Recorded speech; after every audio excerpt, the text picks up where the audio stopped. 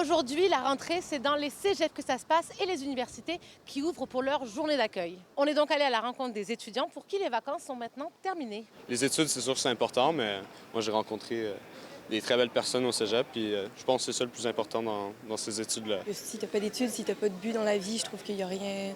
Je veux dire, oui, tu peux voyager et tout, mais même à ça, je trouve que les études, c'est intéressant. Est-ce que je suis confiant? Pas tant. Il y a beaucoup, je trouve, il y a beaucoup de problèmes à travers le monde, hein. Il y a une montée des extrêmes. Il y a plein de situations au monde qui démontrent qu'on a besoin de peut-être pousser plus de bonnes valeurs pour qu'on soit plus ensemble.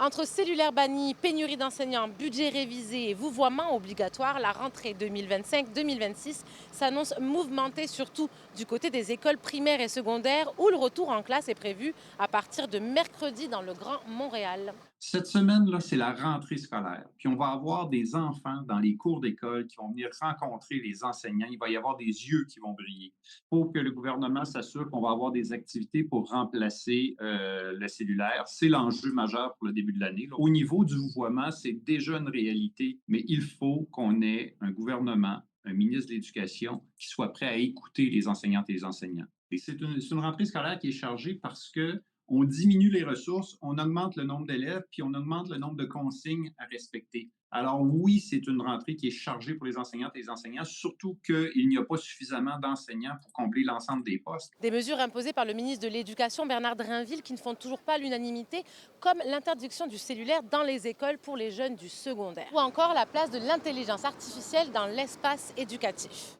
Est-ce que tu t'intéresses à l'intelligence artificielle?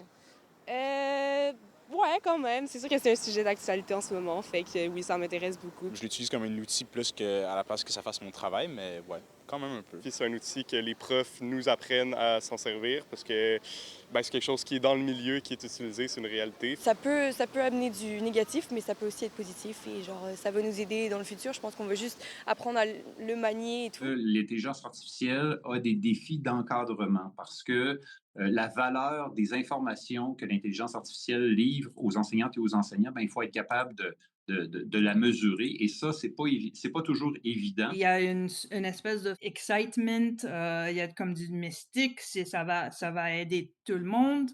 Oui et non. La question qui vient tout le temps avec l'AI, c'est est-ce que tu triches? C'est ça le problème. Donc, tu demandes de faire essayer un papier sur n'importe quel sujet, et puis c'est tout écrit par ChatGPT. Oui, ça, j'ai des problèmes. Soulignons aussi que cette année, ce sera la première rentrée en maternelle des bébés de la pandémie qui sont nés en pleine crise sanitaire en 2020 et 2021.